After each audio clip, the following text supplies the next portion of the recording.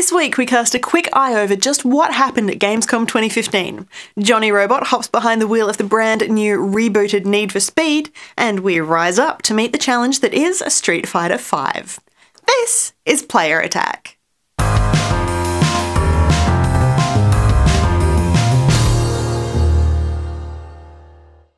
Hi, I'm Jessica Citizen, and this week saw Gamescom transform the German city of Cologne into the bright, sparkling centre of the games industry. We do have a proper look at the event a little later in the show, but there were a few big reveals we can't wait to tell you about. First up, there is a brand new World of Warcraft expansion on the way, with Blizzard taking the wraps off of Legion. On Draenor, old rivals sought to bring Azeroth to its knees. And while the Iron Tide was quelled, they were but servants of a more ancient foe that has not forgotten our defiance. The vengeance of the Burning Shadow has come. The publisher seems to have pinned an awful lot of hope on this release, following the news that World of Warcraft subscriber numbers have dipped to a 9-year low. Now sure, 5.6 million active subscribers is certainly nothing to scoff at, but that number is roughly half of what it was 9 months ago during the peak popularity of Warlords of Draenor. It's not clear quite what Blizzard will do to entice fans to return, but the new expansion will introduce a new continent, the Broken Isles, a new selection of artifact weapons, and after years of fan requests, a brand new playable class, the Demon Hunter. There is no release date for this one just yet, of course, but we're not expecting it until next year, and plenty more information at BlizzCon later this year. 2K Games also took advantage of the Gamescom attention to announce a brand new one. Mafia 3 is real, set in the haven for organised crime that is 1968 New Orleans.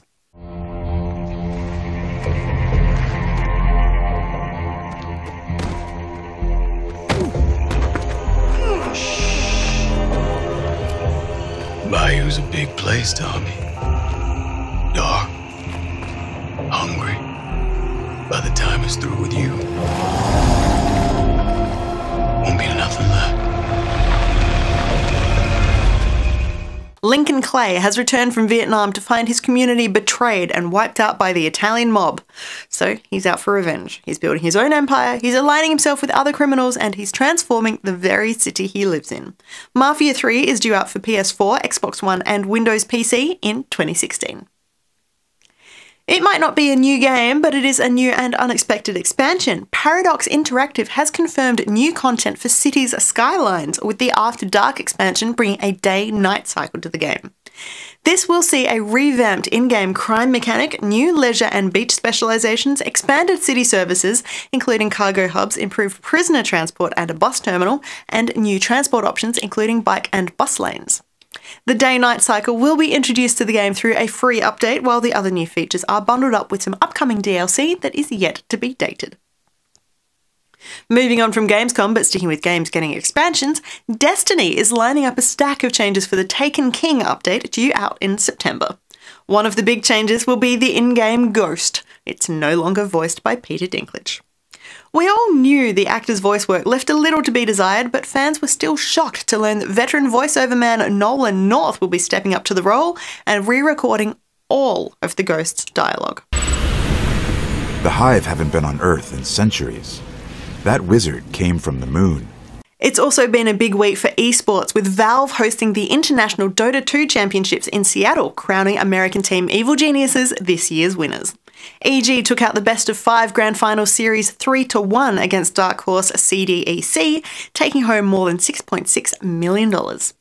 It's good news too for Australian League of Legends team Chiefs Esports Club, who won the Oceanic Pro League Split 2 Grand Finals held at Sydney's Luna Park.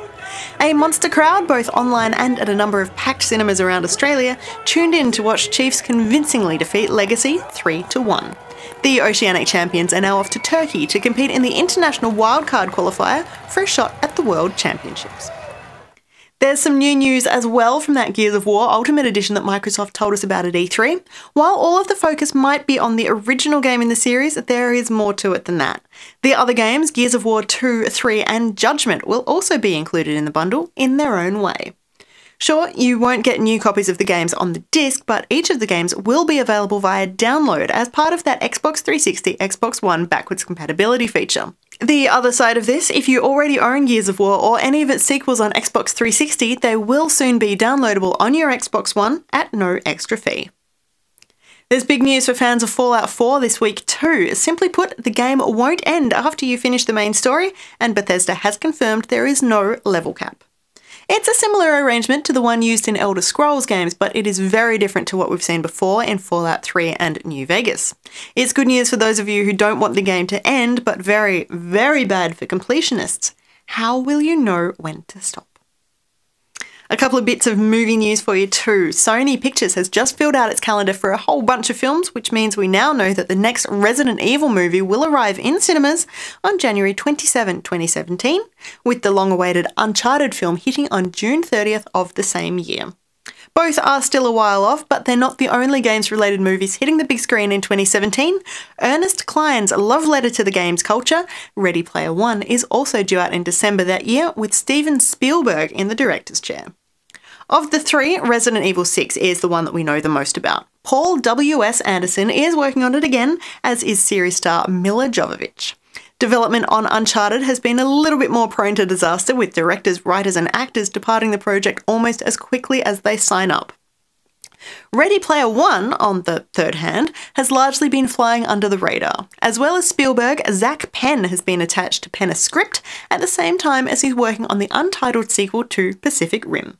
And finally this week, we will leave you with the front cover of this week's Time magazine, which focuses on virtual reality, promising that it will change the world. Unfortunately, despite the subject matter being so very exciting and Oculus Rift creator Palmer Luckey chosen as a cover star, the magazine's execution was somewhat lacking. The ink had barely dried before the photoshops started hitting the internet. For the record, Mr. Luckey apparently loves the image, saying he thinks it's fun.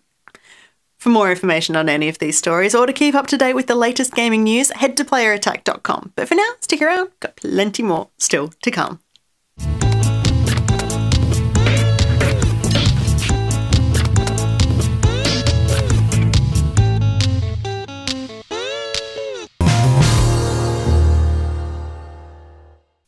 Sure, E3 was just a couple of months ago, but that is more than enough time for the games industry to have built up a whole heap of new stuff to drop on you. And this time of year, all eyes are on Cologne, Germany for Gamescom. In terms of sheer size and the number of visitors through the door, Gamescom is actually bigger than E3. Now in its 6th year, it's showing no signs of slowing down.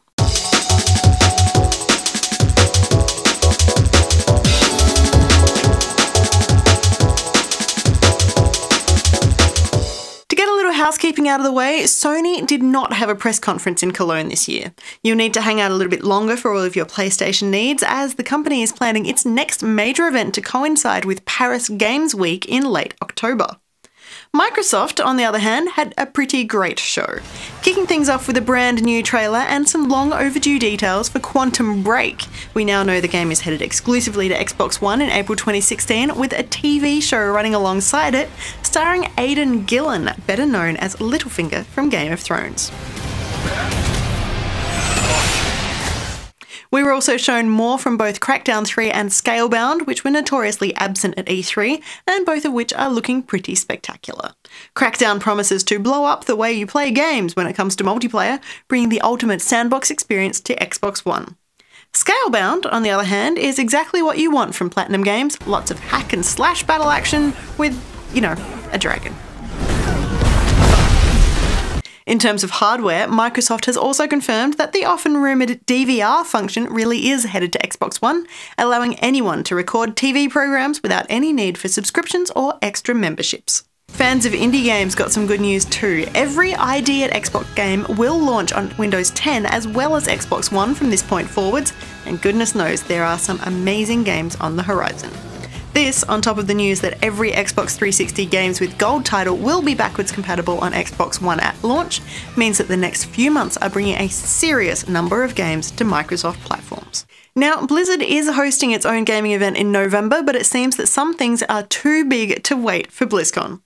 Things started off with a new cooperative game mode for StarCraft II Legacy of the Void before moving on to a new expansion for Hearthstone and some upcoming Diablo-themed excitement for Heroes of the Storm, plus a new hero and 2 new maps for Overwatch, but of course the big news is the upcoming World of Warcraft expansion, Legion.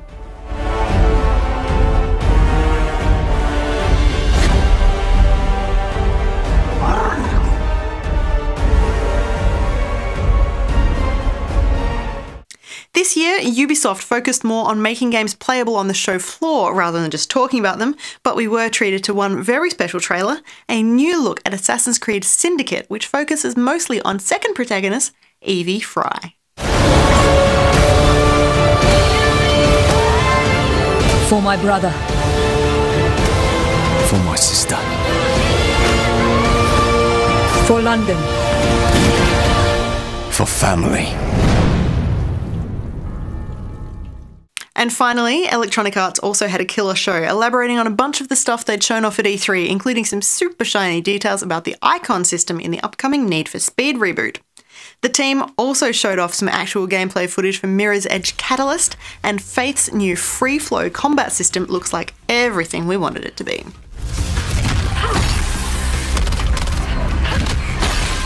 There is a brand new Sims 4 expansion coming up soon, which adds a new region to the game and gives you the opportunity to control groups of Sims rather than just one at a time. Hello everyone, it's us again.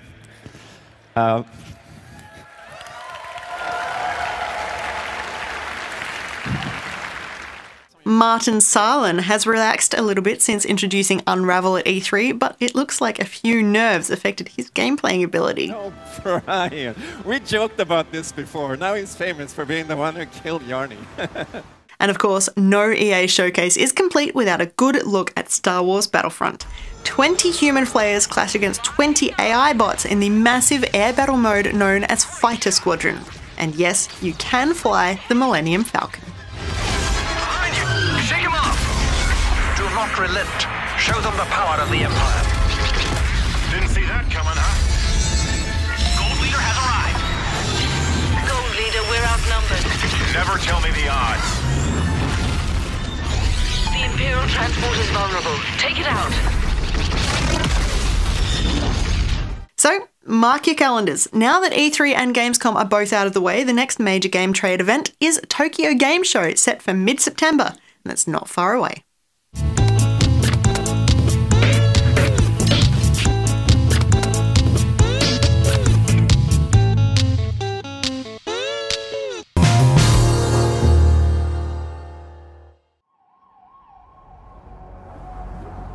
Icons can drive you, push you to the edge, and around here, they will inspire you.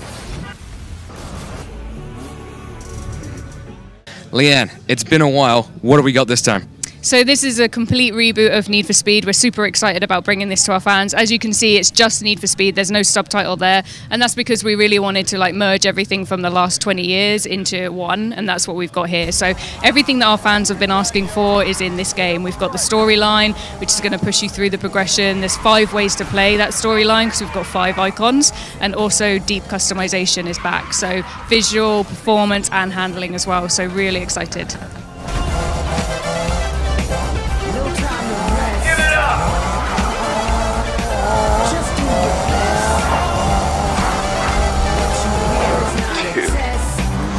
Let's talk a bit about those icons. Yeah, so basically we've got 5 icons. We've got speed, style, build, crew, and outlaw. Each one has its own progression as well, so it will push you through a narrative storyline. You can decide how you play that as well. And the real goal here is to become the ultimate icon by mastering all of those 5 areas. So Customization, you said, is a big point. So we're getting that kind of Need for Speed Underground feel back again? Yeah, I think that's kind of where we're going with this. I mean, that's what fans have been asking for a long, long time. So we've got the really deep customization. So visual, of course, you can change the parts on your car. We've been working with speed hunters to make sure it's really authentic car culture, using the right aftermarket parts, body kits, that kind of thing. We've got the performance and the handling that you can tune in your car as well. So for the first time in Need for Speed, we've got two different types of handling. We've got grip handling, which is much more of the classic Need for Speeds, and then we've got drift handling, which is kind of the more recent one, so like Rivals and Most Wanted. And you can decide as a player how you want to set up your car. You can go with the default if you want to, and they're all balanced, you know, across the, so there's no kind of advantages, it's just the way that you want to drive. Yo guys, some big names in town. Let's get out there and get noticed. Manu just asked to meet up.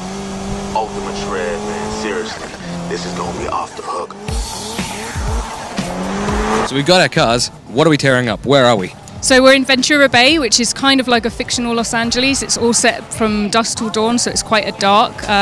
Obviously, the visuals are absolutely stunning, so that's really great. It's an open world again, which allows us to do a seamless single player to multiplayer. So we've got all drive back, which is the technology we introduced with Rivals, which is great because you can be going along doing your own single player narrative, and then you've got multiplayer people coming into your experience as well. So it's really cool.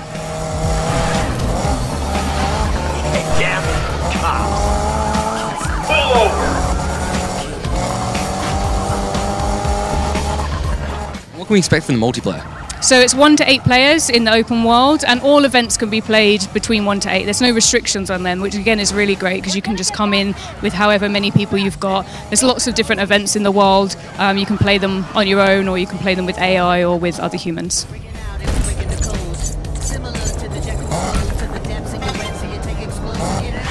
And most importantly, what is the flagship car this year?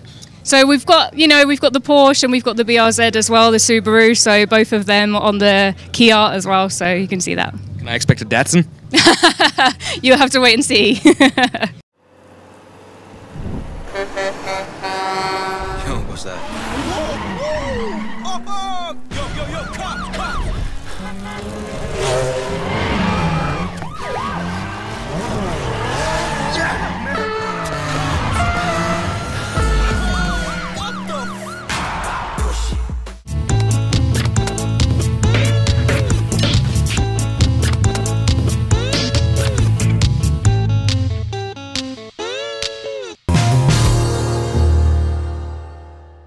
We're here at the Capcom booth at E3, and I'm here with Matt Dahlgren, and we're talking Street Fighter V.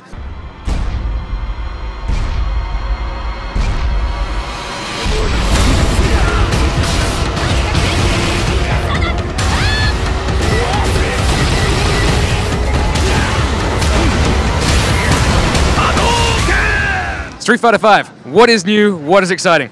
So this is the first time we're allowed to have fans have hands-on time with the game. Super excited. We've just revealed our new battle mechanics for Street Fighter V. We have a new system. It's called the variable system. It's replacing the focus system from Street Fighter IV. It's really, really cool. You can do 3 different things by using the system. One is a V trigger, the other is a V skill, or a V reversal.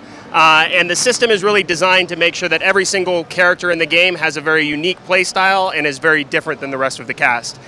So going through those one by one, a V trigger uses the entirety of your V gauge. It allows you to go into a powered up state and kind of unleash your character's true potential. V skills can be done at any time. They require no meter. They add an extra level of utility to each character. So it could be like a different jump or a parry or something that helps them deal with fireballs.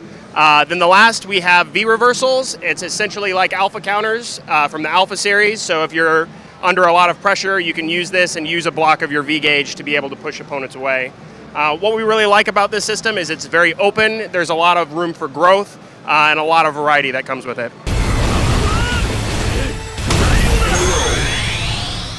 So far, you've only announced a few characters, Ryu being obviously one of them, as he's a figurehead. Who else have we got to play with so far? Yeah, so we're up to 6 characters now. So Ryu, Chun-Li, Nash, Bison are big reveals for E3. We're Cammy and Birdie. First time people have seen Birdie in a very, very long time. He's been completely redesigned. He's personally my favorite character in the game at the moment. And can we expect old favorites to make a return? Of course. Like, we still have a lot more surprises in store for fans coming up.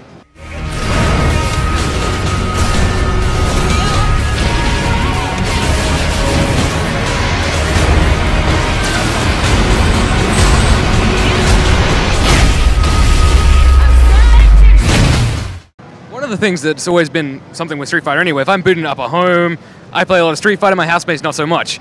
And it's pretty hard for them to make a little break into it. What's the learning curve like with Street Fighter V? So we're putting a lot of focus on trying to balance the game to make sure that it's welcoming for new players, yet it's still incredibly deep for our pro players. The variable system is a good way of us accomplishing that. So to execute your V trigger, it's only pressing 2 buttons at the same time, so heavy punch and heavy kick. To do your V skill, it's medium punch and medium kick. So those are two tools that any player is going to have access to, requires no complex commands, and nothing is still free. So in your V trigger state, you're definitely powered up, but it's still up to the player themselves to score the damage to be able to make a comeback.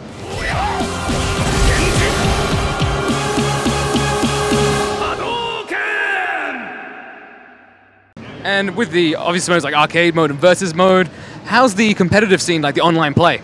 So we're putting a lot of focus on online play. We haven't showed it off just yet, but that's part of the reason why we're doing beta tests for Street Fighter V. So the beta campaign is the first time that we're doing this for the Street Fighter franchise, and the primary purpose is to test out our online infrastructure to make sure that everything is quality when the game comes out, as well as collecting fan feedback.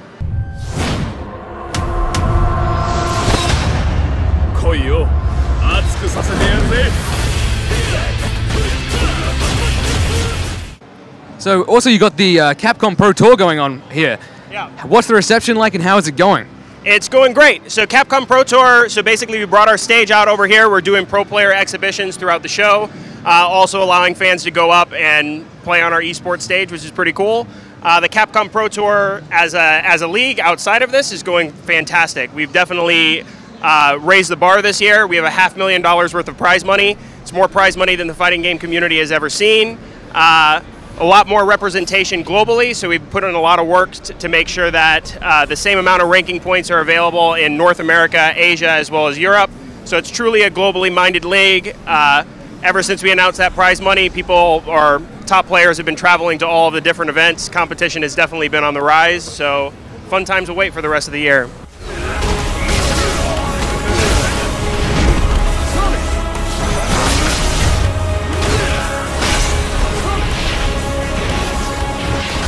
With Street Fighter, there's sometimes been those little hidden extras in there. Can we expect any unlockables or extras to be hidden away?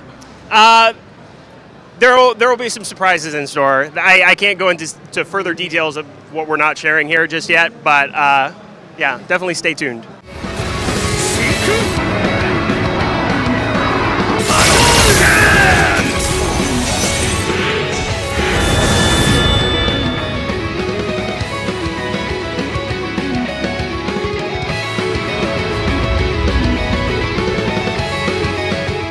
And that's about it for this edition of PlayerAttack. Thanks for watching. Next week, following its great showing at Gamescom, we're taking a look at Unravel and properly meeting the adorable Yanni. Jonny Robot chats to TT Games about LEGO Dimensions, which is due out next month, and we dive into a new Australian indie game that's captured people's hearts worldwide, Submerged. In the meantime, you can catch us on PlayerAttack.com. We're on Facebook, YouTube, and Twitter, and if you've got something you want to say, send us an email, mailbox@PlayerAttack.com, or just hop on our forums. Till next week, I'm Jessica Citizen, and this is PlayerAttack.